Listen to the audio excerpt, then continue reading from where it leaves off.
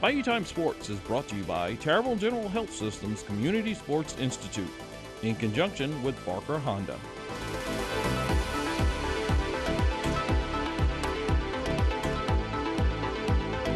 If LSU started a game tomorrow, who you think starts at quarterback?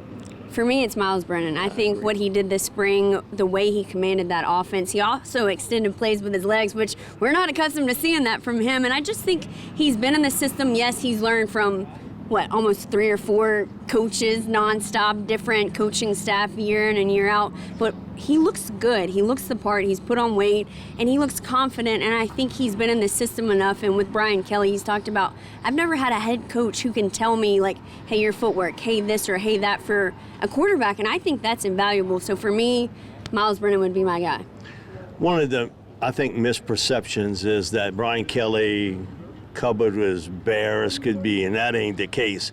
I had Lane Kiffin tell me, hey, when I took over Ole Miss, did they have a Mason Smith, Ali Gay, B.J. Ojolari, Jaqueline Roy, top 3 linebackers, Micah Baskerville, Michael Jones, Greg Penn? I didn't have that coming back for me. The top 2 quarterbacks, you figure Miles and Garrett, Nussmeier, John Emery, hopefully, he can stay healthy. Look all the receivers this team has. Now, offensive line and cornerback, I think, are the 2 critical areas, I think, for fall drills I want to keep an eye on. The quarterback situation, I think, will work itself out. Yeah. But there was a lot of movement, offensive line and at cornerback. I think it speaks volumes that Will Campbell can come in and he's going to be a projected starter. Whoa. What true freshman comes in and basically takes over on that O-line, and he's going to be a starter for LSU in the fall, and he hasn't even been here a full season. That's incredible to me. He looks like a grown man, and for a true freshman out of North Louisiana, which I get excited about, since I'm from North Louisiana, even though it's Monroe, I don't like Monroe, but I will take any product like that out of Monroe all day, every day. So I think the O-line's in a little bit better shape than maybe we are anticipating, because that O-line was the downfall last season. I agree. And so I think it's only up from here. One of the things we had chance to talk to Coach Kelly twice on WWL, and he made a similar comment to you that he's like, Mike, I think our offensive line is going to be a lot better than people think it will be. Yeah. And I inherited a few guys here that are pretty good. One of the guys we didn't see in the spring, but he talked about quite a bit, Anthony Bradford. The crazy thing about that is, Orgeron told me numerous times, he's the best lineman I got, but heavy. Yeah. Hopefully he can get his weight down, because if he's the best, you got to play him. Well, with Brian Kelly teams are known for having strong offensive lines, which is the cornerstone of any good offense. So I'm not really worried about that O-line, especially him and Brad Davis working together. I think that's a great combination. And if Bradford is overweight, he's going to be in shape come this fall. I put my money on it, because Brian Kelly's not going to accept, the mediocre. You're going to be ready or you're not going to play. Well, if he's out in this heat, he ain't going to be overweight long. Though I say that about me, too, and sometimes that don't really work. All the changes that have happened at LSU that Scott has went through, football, basketball, baseball, lady you know pretty well in Kim Mulkey, and women's basketball, also Dee Dee Bro leaving.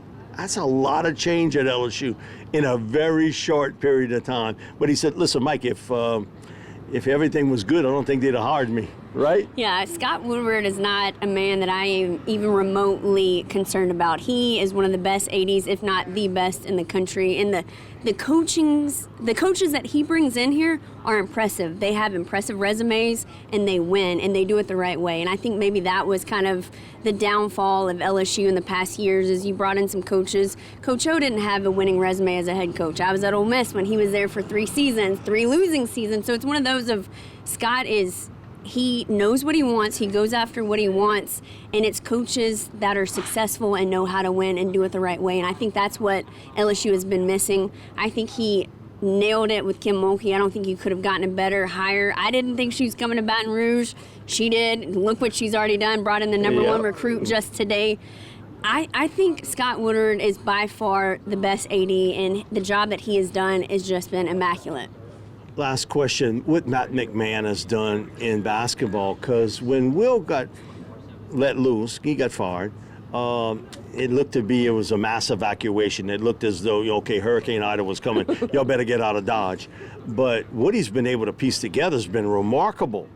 And he's a terrific coach. His resume, look, he's one with a lot less talent than what he's got at LSU today, though he is playing SEC. I will say I don't envy his job whatsoever. I mean, it looked bleak when he came in. It looked very bleak, and knowing that there wasn't going to be able to be a postseason for LSU basketball with the sanctions that are still coming down. So to have him come in and basically be the transfer portal king, pretty impressive. I'm excited to see the product he puts out there. I think the fan base at Murray State, the way they raved about him, most coaches that leave, it's not a super glowing review. Normally it's like, oh yeah, best of luck. But he had coaches, he had staff, he had the community, and I think that speaks volumes. And I think LSU, the type of community that LSU is, they're just going to embrace him there in Baton Rouge, and I think he's going to do a phenomenal job. I mean, first year already bringing all the transfers, all of the talent, knowing what is coming down the pike, that's impressive.